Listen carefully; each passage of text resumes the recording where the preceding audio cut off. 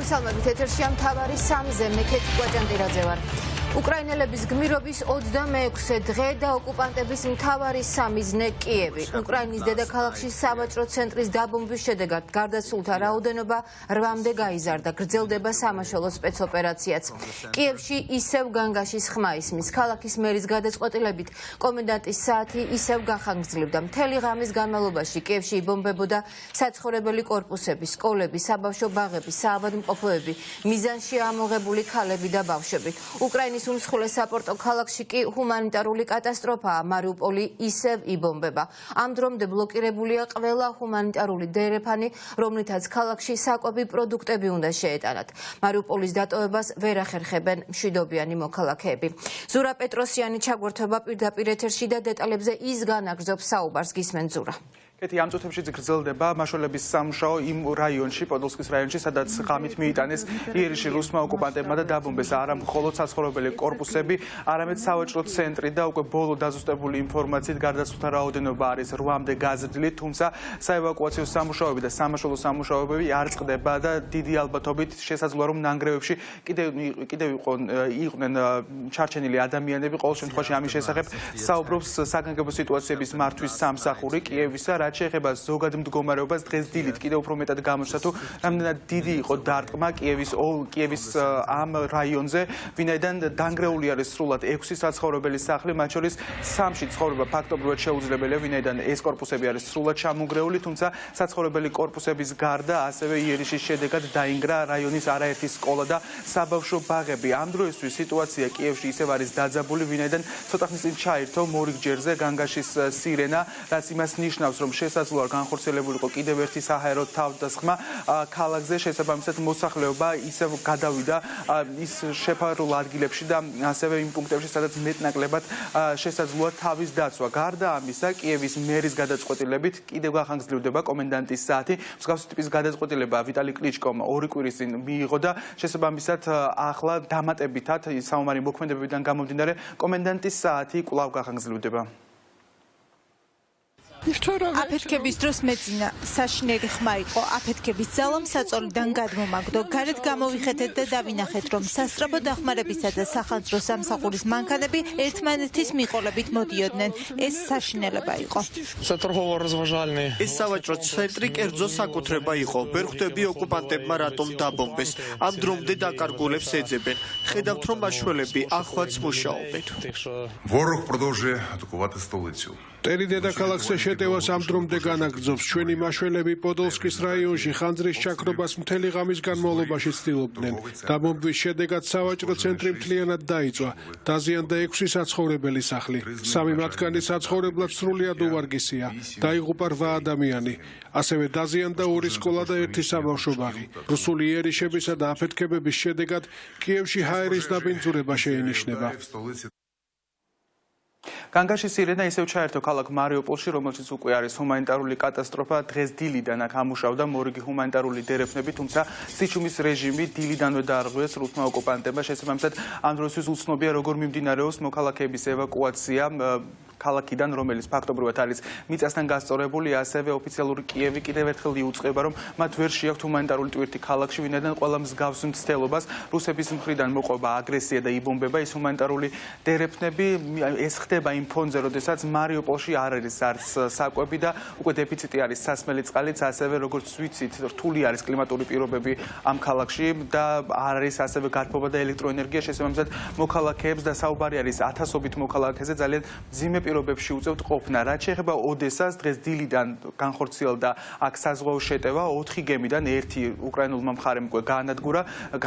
ასევე მოხდა რამდენიმე საარტილერიო შეტევაც, თუმცა არ ვრცელდება ინფორმაცია დაშავებულების შესახებ. დანგრეული არის მხოლოდ რამდენიმე კერძო სახლი და ასევე ერთ-ერთი ადმინისტრაციული შენობა. რაც შეეხება ახალ სამიზნებს შორის მოხდა ქალაქი ირპენი, რომელიც არაერთხელ დაიბომბა 26 დღის განმავლობაში, თუმცა ამჯერად ოკუპანტებმა აფეთქეს ერთ-ერთი სარკინიგზო ხაზის ხიდი, როგორც ჩანს იმისთვის, რომ არ მოხდეს შესაბამისი ჰუმანიტარული ტვირთის და ასევე სამხედრო დანაყოფების გადაადგილება, ვინაიდან როგორც ვიცით ირპენი კიევის ოლქში მდებარეობს და წარმოადგენს სტრატეგიულ ქალაქს. რაც შეეხება ვოლოდიმერ ზელენსკის მორიგ მიმართვას, მან ცოტა ხნის წინ გაავრცელა მსგავსი ვიდეო მიმართვა და ის გაუგზავნა გერმანელ ხალხს, როგორც ომში მყოფი ქვეყნის პრეზიდენტი წერს და მოუწოდებს გერმანელ ხალხს, მათ ყველაფერი უნდა გააკეთონ იმისთვის, რომ უფრო მკაცრი პოზიცია დააფიქსიროს გერმანიამ უკრაინაში მიმდინარე მოვლენებზე. ასევე კიდევ ერთხელ მოუწოდა, რომ შეწყდეს იმ გერმანული კომპანიების საოპერირება ბაზარზე, რომლებიც ამ დრომდე რჩებიან რუსეთში და იმ შემთხვევაში თუ გერმანელები მიიღებენ მსგავს გადაწყვეტილებას და მოითხოვს გერმანელი ხალხისგან რომ მათ მიმართონ საკუთარ ხელისუფლებას, ეს იქნება კიდევ დამატებითი დარტყმა რუსული ეკონომიკისთვის. იმ შემთხვევაში კი რუსეთი უკრაინაში არ დამარცხდება, მაშინ შესაძლოა და აფრთხილებს ვოლოდიმერ ზელენსკი, რომ რუსული ჯარები მათ ბერლინში იხილონ.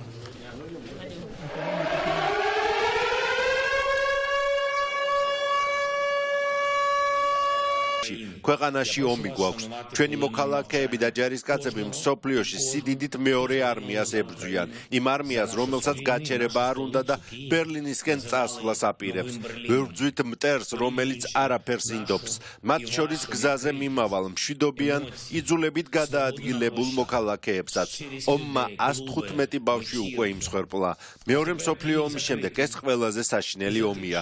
რუსეთის მიზანია ჩვენი და თქვენი თავისუფლება, ჩვენი და თქვენი ღირებულებები გაანადგუროს. რატომ ჩვენი და თქვენი? იმიტომ რომ ჩვენი ეს იგივე როგორც თქვენი.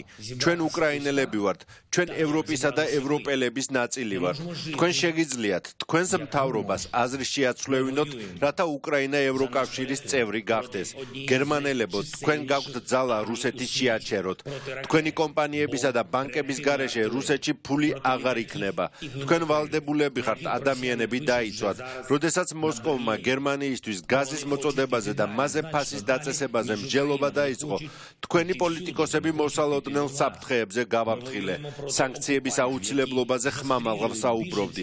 ევროპელები მხოლოდ მაშინ მიხვდნენ, რომ უკრაინელების მოსმენა აუცილებელია, როდესაც ნატოს საზღვრიდან 20 კილომეტრში რუსული ბომბი ჩამოვარდა და როდესაც ოკუპანტებმა ევროპის უდიდეს ატომურ ელექტროსადგურს ცეცხლი გაუხსნეს. ხარი დაგვიჭირეთ, რადგან თქვენი სიცოცხლე ჩვენზეა დამოკიდებული. ნუ აფინანსებთ ოკუპანტებს, გევედრებით ნუ აფინანსებთ რუსეთის სამხედრო მანქანას, რუსული გემებისთვის ყველა პორტი დაკეტეთ, არამხოლოდ რუსული საქონელი, უარი თქვით რუსულ ენერგორესურსებზე. მოუწოდეთ, რომ უკრაინის ტერიტორია დატოვონ. იმოქმედეთ იმისთვის, რომ ჩვენი ქუჩები ისევ უსაფრთხო გახდეს.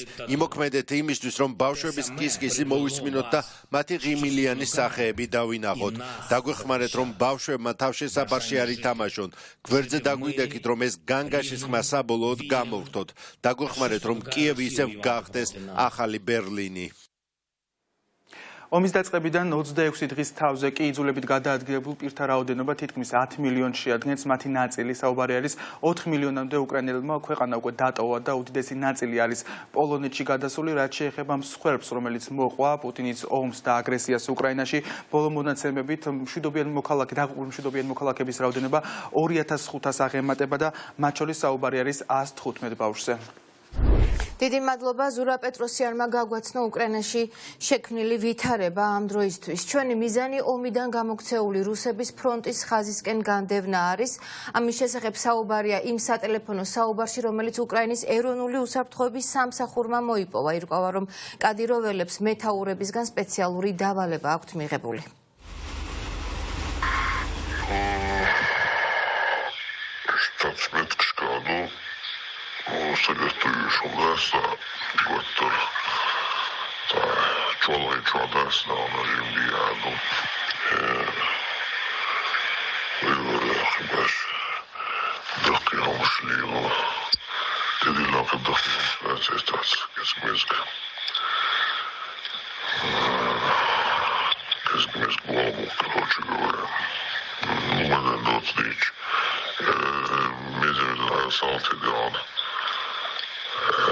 Это воеводичку Хайович, Йовисицу, Шижулях, Его пакета будет, что за себя стрижу, вода с пакета, что он да,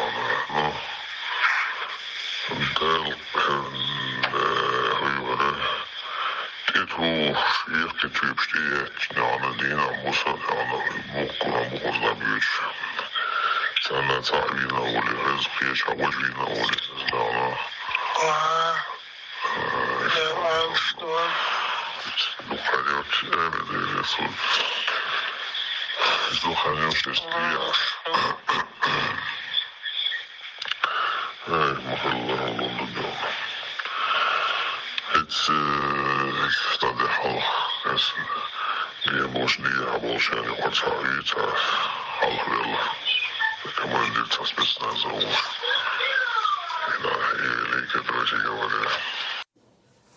$15,000-ზე მეტი ოკუპანტი, 1535 განადგურებული ჯავშან ტრანსპორტიორი და 500-მდე ტანკი. უკრაინელი სამხედროები რუსული არმიისა და სამხედრო ტექნიკის განადგურებას განაგრძობენ. რუსული დანაკარგების მასშტაბი სწრაფი ტემპით იზრდება. უკრაინის თავდაცვის სამინისტროს ბოლო მონაცემებით ომის 25 დღეს უკრაინულმა არმიამ ოკუპანტების 121 ვერტმფრენი, 97 თვითმფრინავი, 240 საარტილერიო სისტემა, 969 სატვირთო სატრანსპორტო საშუალება და 80 ზალპური ცეცხლის რეაქტიული სისტემა გაანადგურა. რამდენიმე დღიანი დუმილის შემდეგ ქვეყნის პრემიერ-მინისტრმა უკრაინაში დაღუპულ ქართველი მებრძოლების ოჯახებს სამძიმარი დღეს გამოუცხადა. კითხვაზე მიენიჭებათ თუ არა დაღუპულ ჯარისკაცებს გმირის წოდება, ღარიბაშვილი ამბობს, რომ ეს სპეციალურმა სამსახურმა უნდა დაადგინოს. რაც შეეხება თბილისსა და რეგიონებში უკრაინის მხარდამჭერ სოლიდარობის აქციებს, ღარიბაშვილი მას ანტისახელმწიფოებრივს უწოდებს. რა თქვა დღეს პრემიერ-მინისტრმა? ნანიკო სისვაძე გაცნობს მის განცხადებებს პირდაპირ ეთერში გისმენთ ნანიკო. დიახ, კეთი, რამდენიმე დღიანი დუმილი ირაკლი ღარიბაშვილმა დაარღვია და ის მარნეულში იმყოფებოდა, როდესაც გამოეხმაურა უკრაინაში მიმდინარე მოვლენებს, თქვა, რომ საქართველოს უპრეცედენტო დახმარებას უწევს უკრაინას და 10,000-ობით ტვირთი არის გაგზავნილი უკრაინაში ადამიანების დასახმარებლად, ასევე გამოეხმაურა იმ მიმდინარე აქციებს, რომელიც ფაქტობრივად განუწყვეტლივ ერთი კვირის განმავლობაში იმართებოდა ხოლმე საქართველოს სხვადასხვა კუთხეში და რუსთაველის გამზირზე უკრაინის მხარდამჭერ აქციაზე არის საუბარი და ირაკლი ღარიბაშვილმა ამ მხარდამჭერ აქციებს მოღალატეობრივი უწოდა, ვინაიდან ამ აქციების ნაწილს ბუნებრივია თან ერთვოდა ირაკლი ღარიბაშვილის გადადგომა და შეგახსენებთ, რომ საზოგადოებამ ეს იქიდან გამომდინარე მოითხოვა, რომ ირაკლი ღარიბაშვილი არ შეუერთდა რუსეთის წინააღმდეგ დაწესებულ სანქციებს, ასევე ირაკლი ღარიბაშვილმა არ გაუშვა შანსი ხელიდან, რომ გამოხმაურებოდა წინა ხელისუფლებას და ასე ვთქვათ დაედანაშაულებინა კიდევ ერთხელ საქართველოს მესამე პრეზიდენტი იმაში, რომ ომის მესამე პრეზიდენტი მოღალატეობრივ საქციელში არადა ფაქტი არის ცნობილი, რომ ჰააგის სასამართლომ მიიღო გადაწყვეტილება და დაადანაშაულა რუსეთი 2008 წლის აგვისტოს ომის დაწყებაში, ასე რომ გაუგებარია ირაკლი ღარიბაშვილის ეს განცხადებები. უპრეცედენტო იყო მხარდაჭერა უკრაინის და უკრაინის ხალხის მიმართ. საჭირო არის, რომ ეს ჰუმანიტარული პროცესი გაგრძელდეს, ჰუმანიტარული დახმარება გაგრძელდეს და აი ამ ფორმით გამოხატოთ. უნდა ვთქვათ სამწუხაროდ, რომ ეს რა თქმა უნდა იმ ძალების მიერ იყო ორგანიზებული, რომლებიც წლებია უკვე ატარებენ ანტისახელმწიფოებრივ, ანტიეროვნულ პოლიტიკას, რა თქმა უნდა, ეს არის მოღალატეობრივი პოლიტიკა. ეს არის მეხუთე კოლონა, ეს არის შულავერის კომიტეტი, რომელიც საქართველოში მოქმედებს. ამიტომ ჩვენ ამას არ დაუშვებთ, ისეთ ვითარებაში, რომელიც ახლა არის უკრაინაში, ანუ რუსეთ-უკრაინის ომის დროს, სოფლიოს არც ერთ ქვეყანაში არ გამართულა საპროტესტო აქციები და არ მოუთხოვიათ მთავრობის გადადგომა. და მით უმეტეს ჩვენი სიტუაცია არის განსაკუთრებული და უნიკალური და რას გულისხმობ? ჩვენ ვართ ოკუპირებული. ჩვენი ქვეყნის 20% არის ოკუპირებული და რუსეთის ჯარი დგას ჩვენს ტერიტორიაზე. ჩვენ ვცხოვრობთ რუსულ ჯართან ერთად. ამ დროს ამ ვითარებაში, როცა სიტუაცია არის ძალიან არაპროგნოზირებადი და მოწყვლადი სიტუაცია არის მთელი რეგიონის და მთელი ევროპის მასშტაბით, რა თქმა უნდა, სრულად აბსოლუტურად მიუღებელ და გაუგებარი იყო ეს ანტისახელმწიფოებრივი აქციები, რომელიც იმართებოდა. ასევე უპრეცედენტო ლაჩრობა გამოიჩინა ყოფილმა მთავარსარდალმა სააკაშვილმა, რომელმაც სიმხდალის ლაჩრობის ყველა რეკორდი მოხსნა კაცობრიობის არსებობის მანძილზე. და რა თქმა უნდა, ესეც ძალიან კარგად გვახსოვს. ასე რომ ადამიანი, რომელმაც აი ესეთ სიმხდალე ჩაიდინა, აი ეს მოღალატეობრივი ჯგუფი და რადიკალური ჯგუფი, დღეს ჩვენ არ უნდა ვასწავლოთ ჩვენი ქვეყნის სიყვარულს. თავისი მომხრეები ჩაკეტილი ყავს ამ წრეში, საიდანაც ვერ გამოდიან, რომ არ აღიარებენ ერთ მარტივ ჭეშმარიტებას. მათ საქართველოს მოსახლეობამ მიანიჭა ოპოზიციის როლი და ამ ოპოზიციის როლიდან უნდა შეეცადონ, რომ იყვნენ ხელისუფლების ნაწილი და არა პირიქით უარყონ ეს როლი და აბსოლუტური ძალაუფლებისკენ ისწრაფა. ჩვენ ბუნებრივია დავინტერესდით ირაკლი ღარიბაშვილი მიანიჭებს თუ არა გმირის წოდებებს იმ გმირულად დაღუპულ ჯარისკაცებს, რომლებიც უკრაინაში დაიღუპნენ. ქართულ ჯარისკაცებზე არის საუბარი. არც ამაზე ქონდა მკაფიო და ნათელი განცხადება და პასუხი ირაკლი ღარიბაშვილსა თქვა, რომ სპეციალური სამსახურები გადაწყვეტენ ამ საკითხს და რაც შეეხება სამძიმარს, მან მაშინ გამოთქვა სამძიმარ და მიუსამძიმრა ოჯახებს, როდესაც მედიასთან გამოჩენის შესაძლებლობა ქონდა, ასე რომ გაუგებარია თუ რას ელოდებოდა ირაკლი ღარიბაშვილი და რატომ მაშინვე არ სამძიმრა მან დაღუპული გმირის ოჯახებს. უკრაინაში გარდაცვლილი ქართველი მებრძოლებს გმირის წოდებას მიანიჭებთ თუ არა? რა არის მაგსით საკითხებს შესაბამის სამსახურები განიხილავენ. მე მინდა გითხრათ რომ მოგიწოდოთ ყველას თხოვნით რომ ამ გარდაცვლილი ბიჭების სიკვდილით ნუ გააგრძელეთ სპეკულირებას. ჩვენი მთავრობა მტკიცედ და ძალიან მკაფიოდ გამოვიდა პირველივე დღეს ომის დაწყების პირველივე დღეს. და უპრეცედენტო მხარდაჭერა გამოხატა უკრაინის და უკრაინის ხალხის მიმართ. გაეროს რეზოლუციის თანასპონსორობის ფორმით, ასევე ეუთოს ფარგლებში, ევროკავშირის თუ ევროპის საბჭოს ფორმატში ყველგან ჩვენ მკაფიო მხარდაჭერა გამოუცხადეთ ჩვენს უკრაინელ მეგობრებს და მოქალაქეებს. ამას გარდა რა თქმა უნდა, ჩემთვის კიდევ ერთხელ მინდა გავიმეორო. როგორც პრემიერ-მინისტრისთვის და მთავრობის მეთაურისთვის, უზენაესი ინტერესი ჩემთვის არის ჩვენი ქვეყნის, ჩვენი მოქალაქეების, თქვენი, მათ შორის თქვენიც, ვინც ჩემს პოზიციას არ ემთანხმებით, თქვენი უსაფრთხოების დაცვა. სამძიმარი რატომ არ გამოუცხადეთ ამ 4 დღის განმავლობაში? ესე იგი, დღეს გამოვჩნდი საზოგადოებასთან და როცა მომეც საშუალება, მაშინ გამოვხატე ჩემი პოზიცია. ასეთი იყო ირაკლი ღარიბაშვილის განცხადებები, რომელიც მან მარნეულში ნოვრუზ ბაირამის დღესასწაულის მიმდინარეობისას გააკეთა და კიდევ ერთხელ დაადანაშაულა წინა ხელისუფლება ომის დაწყებასა და მოღალატეობაში და ასევე დაადანაშაულა და მოღალატეობრივად ჩათვალა ის მხარდამჭერი აქციები, რომელიც მთელი ერთი კვირის განმავლობაში და უფრო მეტი ხნის განმავლობაში იმართებოდა საქართველოს საზოგადოების მხრიდან უკრაინის მხარდასაჭერად. მადლობა ნანიკო სისვაძე საუბრობდა პირდაპირ ეთერში. უკრაინაში დაღუპულ ქართველ მებრძოლებზე საუბრი დაიწყო მესამე პრეზიდენტმა თავისი მიმართვა სასამართლო დარბაზიდან. მიხეილ სააკაშვილმა გარდაცვლილთა ოჯახებს მიუსამძიმრა, ისაუბრა უკრაინაში მიმდინარე რუსულ სამხედრო აგრესიაზე, კრემლის საფრთხეებზე, ქართული ოცნების გეგმებზე და პროვოკაციებზე, რომელიც მისი თქმით ოკუპირებულ ტერიტორიებზე მზადდება. სააკაშვილმა გაიხსენა 2008 წლის ომიც და გმირი ქართული ჯარისკაცების თავდადება. მე მინდა მიუსამძიმრო ქართველ მებრძოლებს, რომელთაც სამივეს ვიცნობდი განსაკუთრებით ბახვალ ჩიქობავას, რომელიც არაერთხელ ჩემთან სახლში ელამპოფი კიევში განსაკუთრებით. უბრალოდ შეგაჭირდა, ჩემი ახლო მეგობარი, ჩემი პირადი დაცვის ოფიცერი გიორგი ყუპალაშვილი დაჭრილი ყოფილა. ეს არის ერთ-ერთი ჩემი ამ პოლკის აზოვის, და ისიც იცავს მარიუპოლს. ამ ყველა ადამიანს ჰქონდა ამ პროკურატურის მიერ ბახვალ ჩიქობავას ჰქონდაც გამოტანილი გასაბალდებო დასკვნა და ის დღეს აქ უნდა იწდეს ციხეში, სადაც მე ვზივარ. მანამ ჯობიდან ერთხელ ბრძოლაში სიკვდილი და გლირად შესვლა ისტორიაში. მირალიშვილის პროკურატურა ეს კაცი გამოაცხადა სისხლის სამართლის დამნაშავედ. თუ იმ ქვეყანას, სადაც ბახვალ ჩიქობავას აცხადებენ სისხლის სამართლის დამნაშავედ, სიცხული ქვეყნის მოქალაქეებს, რომელიც ხმას არ იღებენ იმისათვის, რომ მათ გულებს აცხადებენ კრიმინალებად. მაშინ როცა კრიმინალები კიდევ დაიარებიან წყნარად ქუჩაში. მესამე პრეზიდენტის დღევანდელი მიმართვის ადრესატი საპარლამენტო ოპოზიციაც იყო. საქართველოს მესამე პრეზიდენტმა პოლიტიკური პროგნოზებიც გააკეთა, თქვა, რომ მალე ხელისუფლება შეიცვლება. რაც შეეხება დღევანდელ პროცესს, დღეს სასამართლოს ეგრეთ წოდებული პიჯაკების საქმეზე უნდა ემჯელა, თუმცა პროცესი გადაიდო. რა გახდა გადადების მიზეზი და რა გზავნილები ჰქონდა მიხეილ სააკაშვილს დღეს? ნინო გაზდელიანი გვეტყვის, გისმენთ ნინო.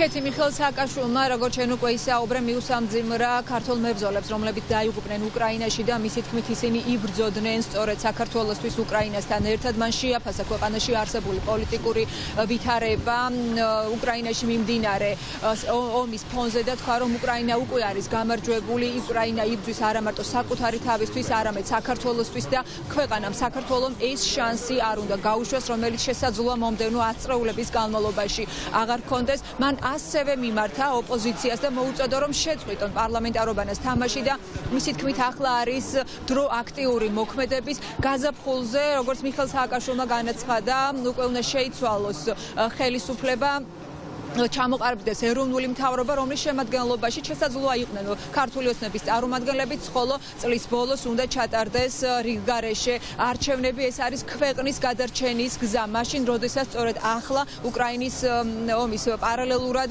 მზადდება საქართველოს რუსეთისათვის გადაცემის გეგმა და ასევე ისაუბრა, როგორ უნდა დაბრუნდეს ოკუპირებული ცხინვალი და აფხაზეთი საქართველოს შემადგენლობაშიც. უკრაინა ამურს იმართებს და 10 წელი აღარ გაიხსნება ასეთი შესაძლებლობის ფანჯარა, როგორც გაიხსნა ახლა. მინდა მიმართო საპარლამენტო ოპოზიციას. გვერდო პარლამენტარობის თამაში. მე არ მოგიწევთ ისეთ რომ გამოხდეთ პარლამენტზე, არა, ვიყავით პარლამენტში, მაგრამ ცივილიზებული კითხვა-პასუხი აბა ამ კონკრეტულ საკითხზე რას ვფიქრობთ? ერთ საკითხზე არის ხელსაყრელო, როდის წახვალთ გახვალთ პარლამენტმა, როდის მოშორდებით ხელისუფლებას უბრალოდ. იმ პერიოდში, როცა უკრაინა იბრძვის მათ შორის საქართველოსთვის, ესენი ამზადებენ საქართველოს გადაცემას რუსეთისთვის. ესე სპარჩოს ამზადებენ ჩემ გადაცემას რუსეთისთვისაც. მაგრამ ჩემი თავი ჯანდაბას და სიცოცხლეს რა აღია თუ სამშობლოში გადავარჩინებ. ჩემი მეგობარი ანტონ ბლინკენი, რომელიც ამასინა გამოვიდა, თქვა რომ 2008 წელს შექმნეს ყალბი ნარატივები. ხომ არ იცით ვის შექმნა ეს ყალბი ნარატივები 2008 წელს? იმ დაწერა რომ სააკაშვილმა გააღვიძა მძინარე ცხინვალი და უნდა ამისთვის გასამართლეს. შემთხვევით ის ქალბატონი ხო არ არის? ახლა რომ გავიმოსყობა ტელევიზორში და თავს საქართველოს პრეზიდენტს უწოდებს. ხარგის სასამართლო, რომელიც ხსენებათ მათ არ უნდათ. იმიტომ ისეთი იმედი ქონდა, თუ ხარგის სასამართლო სააკაშვილს გაამტკიცებდა. თქვა რომ საქართველოს ხარემ დაიცვა ომის ყველა წესი და დანაშაული არ ჩაუდგენია. ჰოლანდიაში მე მოვიდა სასამართლო ივანიშვილის გამარჯვებული ოლიგარქს, ვიღალინე მუხაძეს, ჩვენ მოვიდეთ ჰაგის სასამართლო, ჩვენ მოვიდეთ სტრასბურგის სასამართლო. ერთ-ერთი სასამართლო, რომელსაც ჩვენ ვაგებთ, არის ASP სასამართლო, დაფიქრდით ამაზე. ხარდას აგებს, აზრის აგებს, ყველაფერს აგებს და უკრაინა იგებს და თქვენი ძველ იწურება. პროცესის პარალელურად საქალაქო სასამართლოს ეზოში, ისევე როგორც სხვა სხდომების დროს შეკრებილი იყვნენ მიხეილ სააკაშვილის მხარდამჭერები, მათ კიდევ ერთხელ გამოუხატეს საქართველოს მესამე პრეზიდენტისადმი სოლიდარობა და მოითხოვეს, რომ ის აუცილებლად უნდა გათავისუფლდეს, ვინაიდან არის პუტინის პატიმარი. ასევე სხდომის დასრულების შემდეგ ბუნებრივია განმარტებები გაკეთდა დაცვისა და ბრალდების მხარის მხრიდან და დაცვის მხარემ კიდევ ერთხელ ასევე განაცხადა, რომ მიმდინარე პროცესები ადასტურებს, რომ ეს არის პოლიტიკურად მოტივირებული საქმე. ეს საქმე არის აბსურდული, გამომდინარე იქიდან, რომ პროკურატურამ 2009-2012 წლებში გაწეული ყველა ხარჯი აბსოლუტურად აღრიცხა და გაფლანგვის მუხლით დაიწყო დევნა პრეზიდენტ სააკაშვილის მიმართ და ამ ხარჯებში არის ძალიან ბევრი ისეთი ხარჯი, რომლის გაჟღერებაც პროკურატურას არ სიამოვნებს ხოლმე სასამართლოს სხდომის დარბაზში. ისინი არიან პოლიტიკურად მოტივირებულ საქმეზე ბიძინა ივანიშვილის წარმომადგენლები და არა საქართველოს პროკურატურის წარმომადგენლები. პირველ რიგში, რაც შეეხება ლეხ კაჩინსკის სამძიმარზე ჩასვლას დელეგაციისას, თითქოს ბრალდების მხარე ედავება ბრალდებულს, რომ აღნიშნულ დაკრძალვაზე ჩასვლის ხარჯები შეყვანილია ბრალდებაში, ეს არის სრული სიცრუე. ბრალდების მხარე, რა თქმა უნდა, არ ედავება ბრალდებულ მიხეილ სააკაშვილს აღნიშნული ხარჯების გაწევას.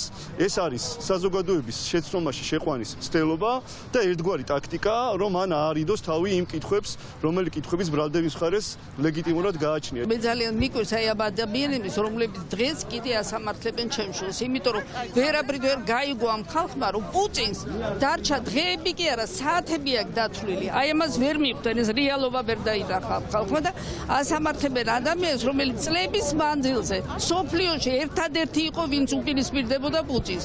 და ყველა იყო დამუნჯებული და დაყრუებული და გაზარდეს მონსტრი, რომელიც მივიღეთ, რომელიც აი დღეს ხოცავს ამდენ ადამიანს უკრაინაში და ეს ჩემი შვილი რატომ არის აქ ამ სკამზე რატოზის? იმიტომ რომ არ მიართვა თავისი ქვეყანა ესეთ თემში დადებული. ჩვენ უცხავთ სოლიდარობას ადამიანს, რომლის თავისუფლება არის მნიშვნელოვანი არა მხოლოდ ჩვენი ქვეყნისთვის, არამედ რეგიონისთვის, რომ ეს ადამიანი იბრძოდა პუტინის წინააღმდეგ, არა მხოლოდ საქართველოში, არამედ უკრაინაში და დღეს მისი ასე ვთქვათ პარტნიორები, მისი მეგობრები ზელენსკი და მისი პოლიტიკური გარემოცვა იბრძვის რუსულ აგრესიას. იმისთვის რომ საქართველოს საკითხი იყოს ყველაზე მაღალ დონეზე აწეული საერთაშორისო დონეზე, ამისთვის საჭიროა რომ მიხეილ სააკაშვილი იყოს გარეთ. დღეს განიხილებული და ეგრეთ წოდებული პიჯაკების საქმე, რომელზეც ასევე არის ბრალდებული სახელმწიფო დაცვის სპეციალური სამსახურის ყოფილი უფროსი თემურ ჯანაშია და ვინაიდან სხდომას არ ესწრებოდა მისი ადვოკატი ბექა ბასილაია, რომელიც საქართველოში არ იმყოფება, დაცვის მხარემ მოითხოვა პროცესის გადადება. ამჟამად დაცვის მხარის მტკიცებულებების გამოკვლევა მიმდინარეობს და სწორედ ამიტომ ბრალდების მხარისა და მოსამართის მხრიდანაც ამას მოყვა გარკვეული უკმაყოფილება და კამათიც კი სხდომაზე, ვინაიდან შეიძლებოდა მაგალითად მიხეილ სააკაშვილის ეპიზოდის ნაწილში მტკიცებულებების თუნდაც წერილობითი მტკიცებულებების გამოკვლევა, თუმცა სწორედ იქედან გამომდინარე, როგორც დაცვის მხარემ და ადვოკატებმა განაცხადეს, ამ ეტაპზე უნდა გამოიკვლიონ პირველ ეტაპზე უნდა გამოიკვლიონ თემურ ჯანაშიას ეპიზოდის მტკიცებულებები, მათ მოითხოვეს გადადება. საბოლოო ჯამში კამათის მიუხედავად მხარეები შეთანხმდნენ, რომ მომდევნო პროცესი ისევ დაცვის მხარის მტკიცებულებების გამოკვლევით უკვე გაგრძელდება 5 აპრილს. მადლობა, ნინო გაზელიანი საუბრობდა პირდაპირ ეთერში. დავით რატიანი, გია ბერიაშვილი, ბახვა ჩიქობავა, ქართველი მებრძოლები, რომლებიც პუტინის აგრესიას ემსხვერპლენ, როდის ჩამოასვენებენ უკრაინაში დაღუპულ გმირებს, უცნობია. კონკრეტული დღე და დრო არ იციან, არც მათი ოჯახის წევრებმა. ახლობლები იხსენებენ ქართულ მებრძოლებთან ბოლო კომუნიკაციას და მათ საბრძოლო ისტორიებს. ამ თემით ნინუცა კეკელია შემოგვიერთდება, გისმენთ ნინუცა. გია ბერიაშვილის და დავით რატიანის ცხედრების გადმოსვენებას ელოდებიან მისი ოჯახის, მათი ოჯახის წევრები. როგორც ჩვენ გვაქვს ინფორმაცია, ჯერ პოლონეთის საზღვრამდე არ ჩაუღწევია სპეციალიზებულ ავტომობილს, რომელსაც გაუხსნეს კორიდორი და მიასვენებს გარდაცვლილი ქართველი მებრძოლების ცხედრებს. ოჯახს კი ატყობინეს გუშინ საგარეო საქმეთა სამინისტროდან, რომ დაახლოებით 24 საათი დასჭირდებოდა ამ პროცედურის დასრულებას. თავად პროცესს, რომელიც გულისხმობს პოლონეთიდან საქართველოში ცხედრების ჩამოსვენებას, უკრაინული კომპანია ხელმძღვანელობს და დაახლოებით 7 საათისთვის იქნება ცნობილი უკვე როდის გადმოასვენებენ თბილისში ქართველ მებრძოლებს. ჩვენ ვესაუბრეთ ოჯახის წევრებს. დავით რატიანი საომარი მოქმედებების პირველივე დღიდან წავიდა უკრაინაში და ამის შესახებ მისმა მეგობრებმა და ნათესავებმა არც ოჯახის წევრებმა არ იცოდნენ.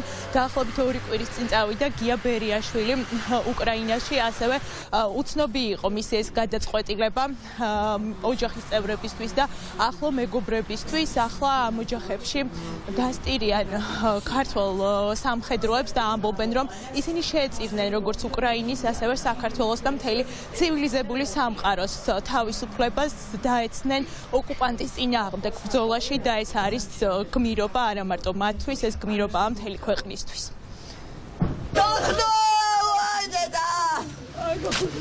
დაჭრილი მეგონა მათო ისე მოვდივარ მევდიდან და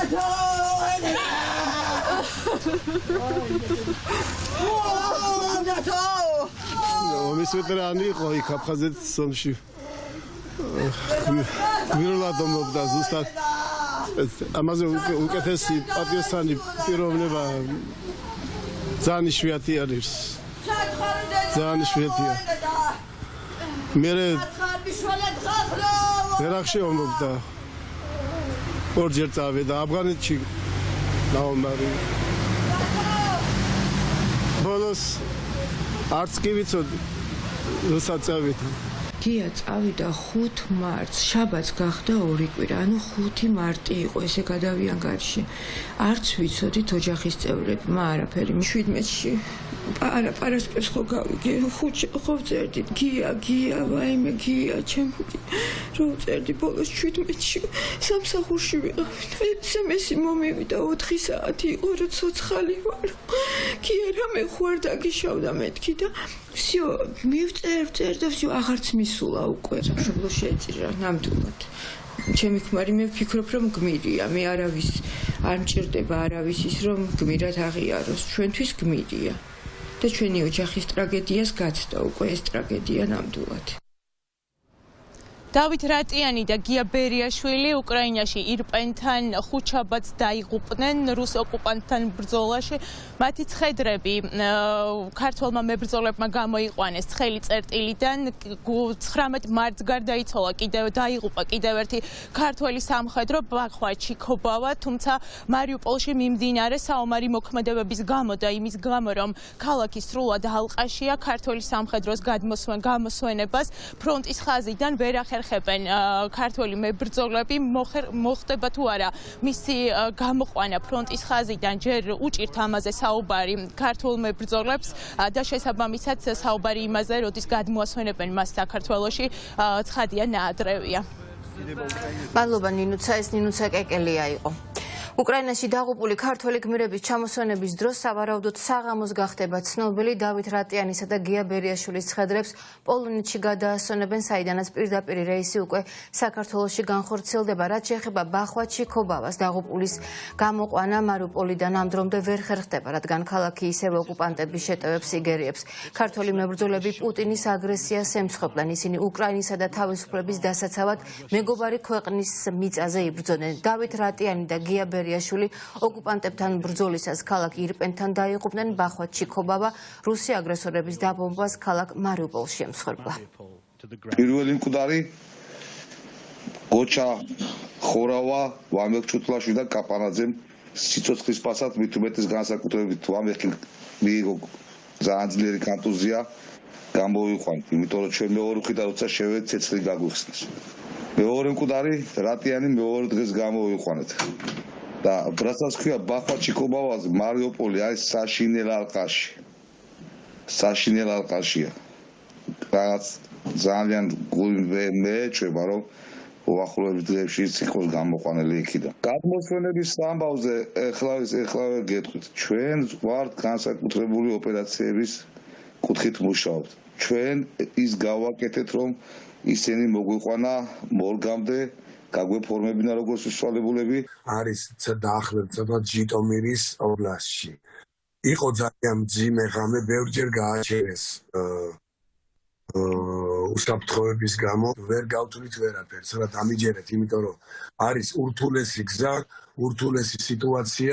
საქართველოს წარმომადგენლობასთან მე არანაირი კომუნიკაცია არ მაქვს, მე მაქვს კომუნიკაცია კომპანია უფიტთან, უფიტ უკრაინასთან, რომელიც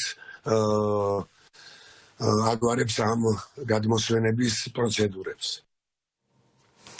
მიხეილ სააკაშვილის ჯანმრთელობის მდგომარეობა საგანგაშოა. ცნობილია სამედიცინო კვლევის შედეგები, რომელიც მესამე პრეზიდენტს რამდენიმე დღის წინ რესპუბლიკურ საავადმყოფოში ჩაუტარდა. დასკვნის მიხედვით სააკაშვილს სხვადასხვა სახის პრობლემებთან ერთად აქვს ნევროლოგიური პრობლემაც. კვლევის შედეგებს გაეცნენ ალტერნატიული კომისიის წევრები, რომლებიც ამბობენ, რომ ყველა დიაგნოზი, რომელიც კვლევაშია, მათთვის თავიდანვე იყო ცნობილი. მედიკოსების თქმით, სააკაშვილის გართულებული ჯანმრთელობის მდგომარეობა გორის სამხედრო ჰოსპიტალსა და გლდანის დაწესებულებაში ჩატარებული არასწორი მკურნალობის შედეგია. ალტერნატიული კონსილიუმის ექიმებს ესაუბრა ნათია ქოქოსაძე და ის ახლა პირდაპირ ეთერში ჩაგვერთვება. გისმენთ ნათია. კეთი, როგორც ჩვენ აღნიშნეთ, ცენტრ ემპათიას მიერ შექმნილი სამედიცინო კონსილიუმის წევრი მედიკოსები უკვე გაეცნენ მიხეილ სააკაშვილისთვის ჩატარებული გამოკვლევების პასუხებს და ისინი ამბობენ, რომ ამ პასუხებით დგინდება ის, რაზეც ისინი უკვე რამდენიმე თვე არის საუბრობენ, კერძოდ ის, რომ მიხეილ სააკაშვილის ჯანმრთელობის მდგომარეობა არის შეიძლება ითქვას საგანგაშოდ მძიმე და მისი ჯანმრთელობის მდგომარეობა მძიმეა რამდენიმე კუთხით. ეს არის პირველ რიგში გასტროენტეროლოგიური და ამასთან ერთად ნევროლოგიური და ასევე ენდოკრინოლოგიური იმუნოლოგიური კუთხითაც. მედიკოსები ამბობენ, რომ მიხეილ სააკაშვილს სჭირდება სასწრაფოდ ჩაუტარდეს შესაბამისი სამედიცინო მკურნალობა და ასევე კვლევები, რისი უზრუნველყოფაც ვერ ხერხდება საქართველოში. შესაბამისად, მედიკოსები ამბობენ, რომ აუცილებელია მესამე პრეზიდენტი დროულად გაიყვანონ ქვეყნის ფარგლებს გარეთ ისეთ კლინიკაში, სადაც მას ჩაუტარდება შესაბამისი მკურნალობა. გარდა ამისა, მედიკოსები საუბრობენ კიდევ ერთი გამოკვლევის აუცილებლობაზე, რომელსაც ასევე 6 თვეა ისინი მოითხოვენ და რომელიც ამ დრომდე ჯერჯერობით მიხეილ სააკაშვილს არ აქვს ჩატარებული და ეს არის თავის ტვინის MRT ტომოგრაფია. სწორედ ამ გამოკვლევამ უნდა დაადგინოს ის, თუ რა მდგომარეობაში არის მიხეილ სააკაშვილის ჯანმრთელობის მდგომარეობა უკვე ნეიროლოგიური კუთხით. შესაბამისად, ეს კვლევაც არის ძალიან მნიშვნელოვანი. რასაც ჩვენ პროგნოზირებდით, ყველაფერი დადასტურდა. ამ კვლევებით დადგინდა, რომ დიაგნოსტიკა იყო არასწორი, არ მიმდინარეობდა სწორად და შესაბამისად მკურნალობაც იყო არასწორი, როგორც გორის ჰოსპიტალში, ასევე მომდევნო პერიოდში რუსთავის მე-12 დაწესებულებაში. აუცილებელი არის დაშვებული იქნას ცენტრი ეპატიას ექსპერტთა ჯგუფი, ან მოწვეული იყო შესაბამისი ექიმები, რომელიც გადაუდებელი დახმარების სახით ადეკვატურ მკურნალობას დაუნიშნავენ და მიიღებს ეს ადამიანი. და ასევე განიხილებოდეს პერსპექტივაში, რა თქმა უნდა, მიხეილ სააკაშვილის გაყვანა საქართველოს ფარგლებს გარეთ. პაციენტ სააკაშვილს აქვს რამოდენიმე მიმართულებით უმძიმესი მდგომარეობა. და ვითხოვთ ნოემბრის ბოლოდან თავის ტვინის კომპიუტერულ ტომოგრაფიას ან უკეთეს შემთხვევაში და უკეთესი იქნება ნამდვილად, თუ კი გააკეთებენ MRT კვლევას, რომელიც დღემდე არ გვაქვს. და მაღალი ალბათობით იმ კვლევის შედეგებზე როგორც კი თუ კი ეს გვექნება როდესმე გამოჩნდება, რომ მესამე მიმართულებითაც პაციენტი არის სერიოზულად სამკურნალო.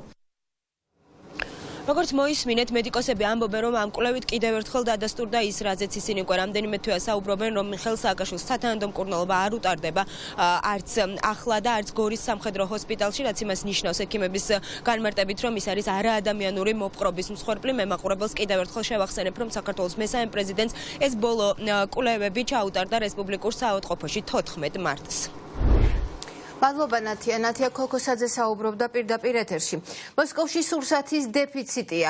სოციალურ ქსელში გავრცელდა ვიდეო კადრები, სადაც ჩანს სასურსათო მაღაზიების დაცარიელებული დახლები.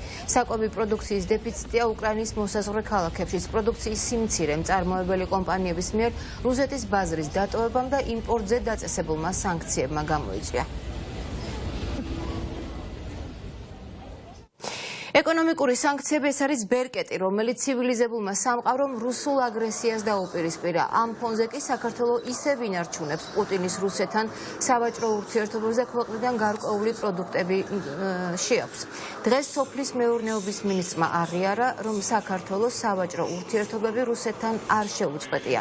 ნინო გიგაური განაგრძობს ამ თემაზე საუბარს გისმენთ.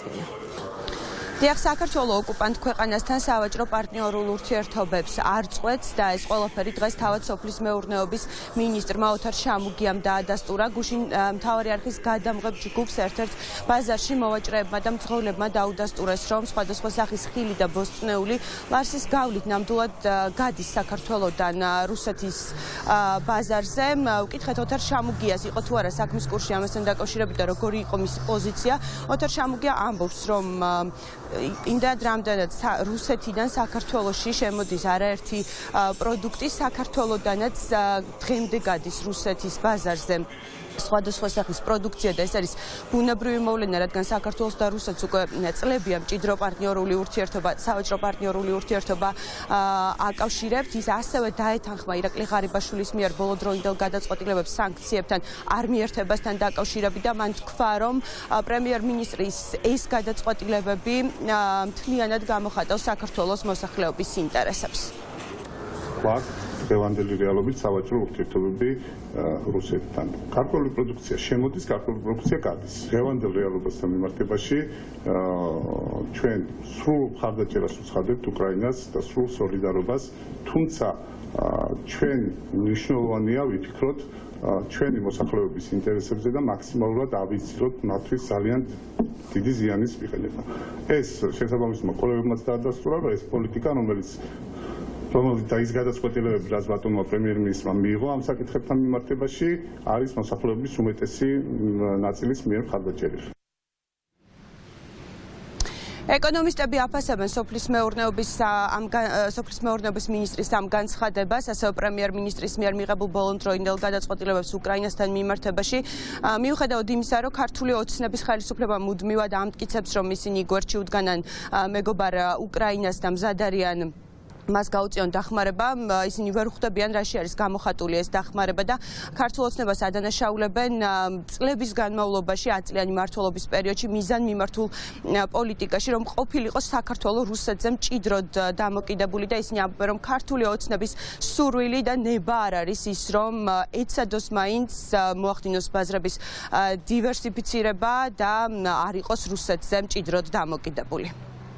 ქვეყანას ყავს ძალიან ბევრი სავაჭრო პარტნიორი, რუსეთის გარდა ჩვენი საექსპორტო პოტენციალი გაცილებით უფრო დიდია, ჩვენ გვაქვს რუსეთზე გაცილებით დიდი და რაც მთავარია, გვაქვს რუსეთზე გაცილებით უფრო მაღალშემოსავლიანი საექსპორტო ბაზრები. აქედან გამომდინარე, ის საკითხი, რომ რუსეთში თუ არ გაიტანენ ეს დარჩება რეალიზების გარეშე, საკითხი ასე საბედნიეროდ არ დგას. საქართველოს გამოიყენონ ფორმალურად შემოიტანონ სხვა ქვეყნიდან და მერე გაიტანონ რუსეთში და ეგ არის პრობლემა რა.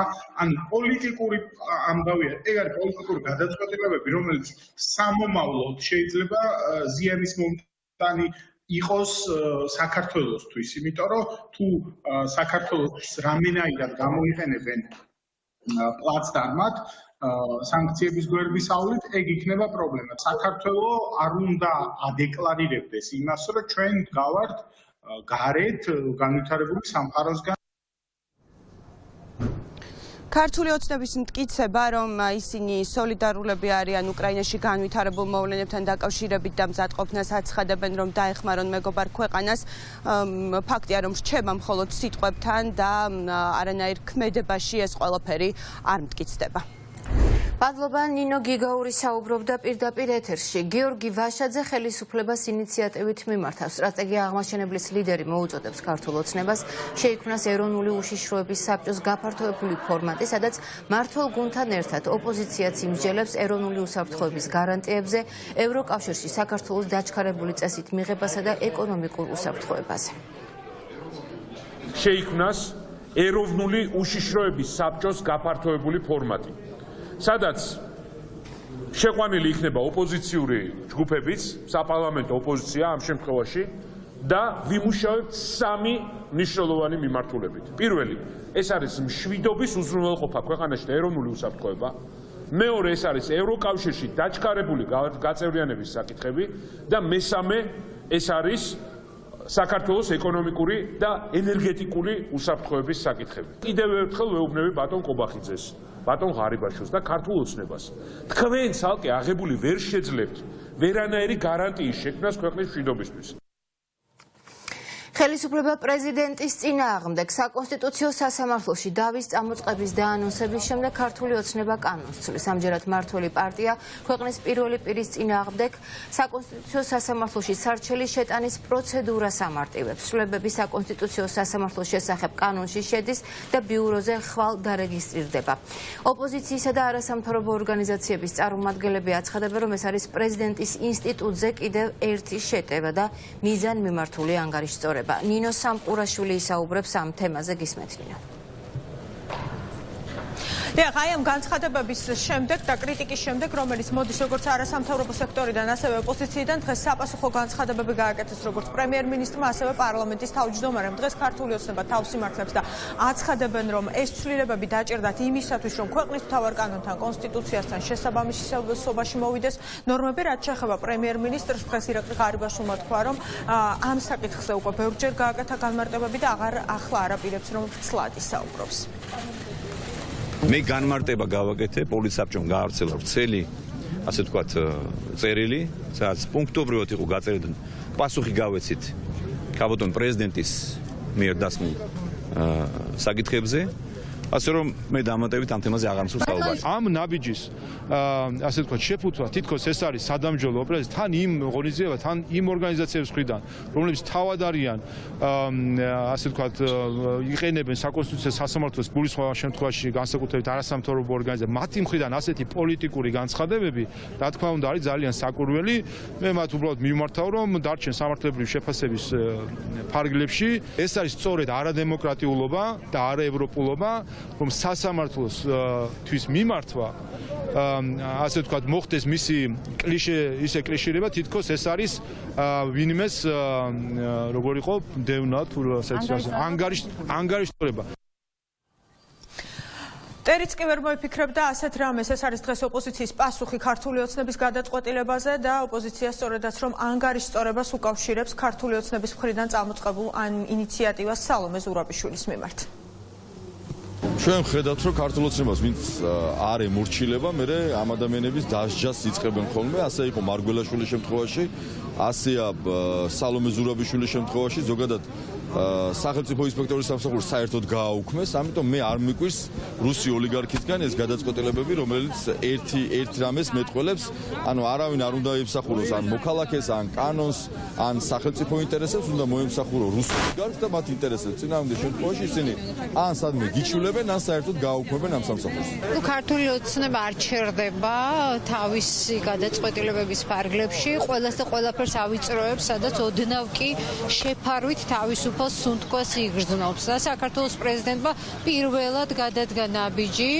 ქართულ ოცნებასთან შეუთანხმებლად და ეხლა ამას ამოქოლვას ცდილობენ ყველა მეთოდით მაგრამ არ გამოუვათ იმიტომ რომ სამართლებრივი თვითნებობა ეს არის უსამართლობა და უსამართლობას ამ ქვეყანაში საქართველოს მოქალაქეები არ შეეგუება უახლოესი თვე ნახევარი და შესაძლოა 2 თვე თუ ამ პროექტს იმპერიის ვეტოს დაედო ჩვენ ვიქნებით ახალ წიოქში ახალ შეხლა-შემოხლაში პრეზიდენტსა და მთავრობასა და უმრავლესობასა და ოპოზიციას შორის ეს კანონპროექტი არის აბსოლუტურად დესტრუქციული ნაბიჯი, ყველაზე უფრო შეუსაბამო დროს ინიცირებული, იმისთვის რომ ვერაფრით ვერ მოხერხდეს, არათუ უმრავლესობასა და ოპოზიციას შორის ურთიერთობა, არამედ თავად ქართული ოცნების წიაღიდან ამოსული თანამდებობის პირებისა და ორგანოების ერთმანეთთან ურთიერთობა.